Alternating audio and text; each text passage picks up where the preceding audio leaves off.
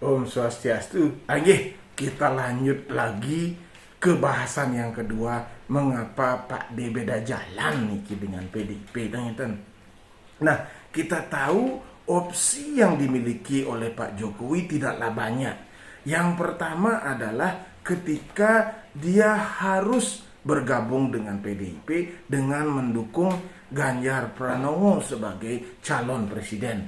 Nah, taruhlah dengan tingkat approval rating yang ketika itu 82 atau 84%. Saya yakin atau kita semua yakin bahwa dengan dukungan Pak Jokowi, maka Ganjar Pranowo akan bisa tampil menjadi presiden di 2024. Namun pilihan ini juga bukan tidak mengandung risiko. Ketika Pak Jokowi mengambil pilihan ini, maka apa yang dilakukan 5 tahun terakhir, yaitu rekonsiliasi dengan Pak Prabowo Subianto dengan pendukung-pendukung militannya, terutama yang dari garis kanan puniki, menjadi sia-sia saja. Cebong kampret akan tetap berlangsung dan itu tidak baik untuk pembangunan bangsa Indonesia ke depan.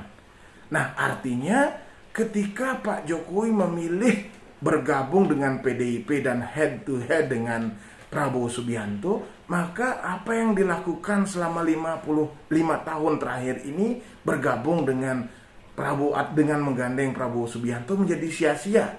Oleh karenanya Jokowi sadar betul ancaman disintegrasi bangsa terutama dari kalangan radikalis puniki masih sangat kuat. Karenanya ini harus dirangkul oleh Pak Jokowi sendiri. Tidak bisa tidak dirangkul karena dia akan berupaya menumpang kepada pemenang yang mana mereka bisa mencangkokkan ideologi radikal itu kepada pemenang itu. Nah, taruhlah kemudian kalau Pak Jokowi bersikap netral. Dia tidak mendukung Ganjar maupun Prabowo. Kita tahu dengan bersikap netral, maka yang menjadi pemenangnya adalah Prabowo Subianto. Kenapa demikian? Karena dia telah mempunyai 46% basis suara di tahun 2019 lalu. Belum lagi dari pendukung Pak Jokowi yang berdamai dengan Prabowo Subianto. Dia tidak memerlukan banyak lagi. 5% saja pendukung Pak Jokowi bisa diambil alih oleh Prabowo Subianto, maka ia akan menjadi presiden 2024. Nah, apa masalahnya ketika Prabowo menjadi presiden di 2024 tanpa ada campur tangan Pak Jokowi di situ? Nah, kita tahu keriuhan dari kaum-kaum radikalis ini di Indonesia ini telah dimulai sejak zaman Ahok sesungguhnya. Ketika itu dia menentang dengan pluralitas atau pemimpin yang beda agama dan hal-hal lain. Dan ini dalam 2014 maupun 2019 suara mereka sangat nyaring. Kita tahu ada kelompok-kelompok yang bermain di sana. Tetapi ketika Pak Prabowo bergabung dengan Pak Jokowi, suara mereka tertutup rapat peniki. Nah, demikian juga di Pilpres 2024 ini. Kita nyaris tidak mendengar suaranya dia. Nah, istilah panternya nih nyaris tak terdengar kocak. Nah, kenapa demikian? Nah, kita tahu dari analisa Profesor Endro Priyono maupun Cak Islah Barawi puniki, memang strategi ini dimainkan oleh kaum garis keras. Memang ini silence by order atau kesunyian yang memang didesain. Nah, dia akan bergerak. Sel-sel garis keras ini bergerak pada inang yang sesuai dengan gerakan mereka. Yaitu siapa? Ya, kalau misalkan dia tidak akan bisa menumpang ke gerakan nasionalis atau kelompok nasionalis, maka dia akan bisa menumpang ke Prabowo Subianto. Nah, karena itulah kenapa diperlukan kaki tangan Pak Jokowi secara langsung di sana untuk berada di sisi Pak Prabowo Subianto sendiri. Kita tahu ketika Erick Thohir sebagai kepercayaan Pak Jokowi dan ketika itu dijadikan cawapres, pertanyaannya apakah kuat posisi Erick Thohir di sana untuk menjembatani kepanjangan tangan Pak Jokowi untuk menjaga netralitas dari calon presiden ini, atau paling tidak kaum-kaum radikalis ini tidak bersuara lagi. Nah, kita tahu bahwa itu tidak cukup. Kaum radikalis ini akan menumpang pada siapa saja. Di Pilgub DKI kita tahu dia menumpang di Anies Baswedan. Kita tahu sendiri secara personal Anies bukanlah kaum radikalis. Tetapi karena kepentingannya yang lebih besar daripada ideologi personalnya, maka kelompok ini berada di sisi Anies Baswedan. Nah, ketika Prabowo ditinggalkan oleh Pak Jokowi dan kemudian netral saja, tidak ikut ke Ganjar, maka dia akan menumpang di Prabowo Subianto.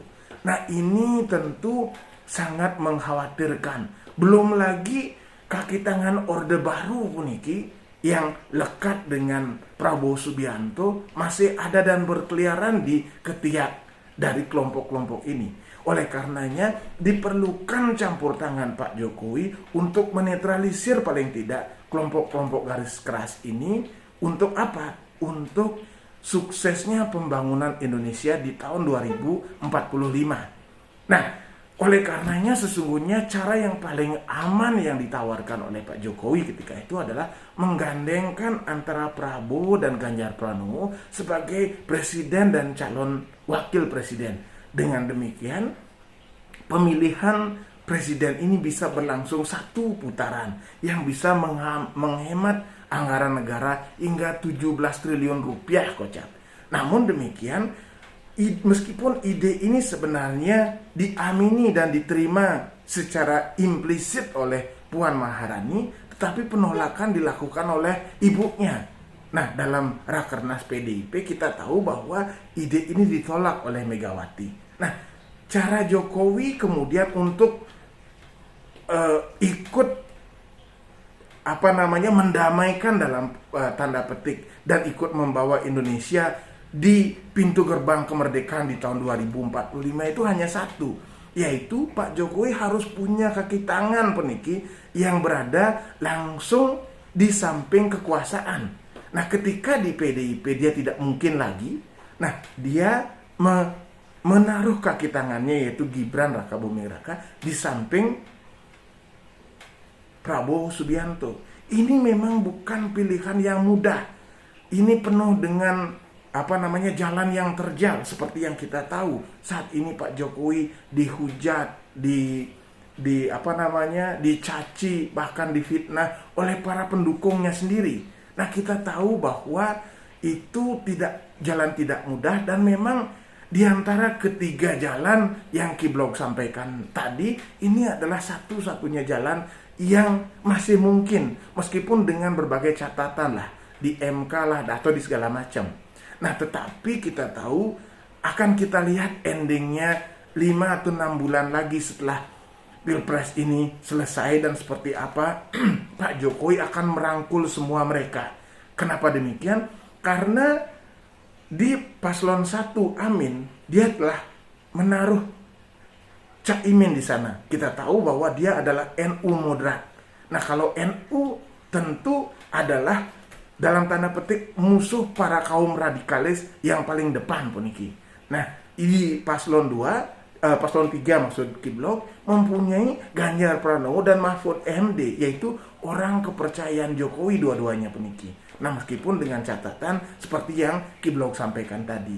Nah, justru kendalanya adalah di ketiga ini dia berhasil untuk menaruh Gibran Rakabuming Raka, tetapi apakah kemudian Prabowo Subianto akan tetap pada komitmennya dengan melibatkan Pak Jokowi dalam setiap pemerintahan berikutnya? Nah, itu akan menjadi tantangan yang hanya bisa kita lihat ketika pemerintahan ini sudah berjalan.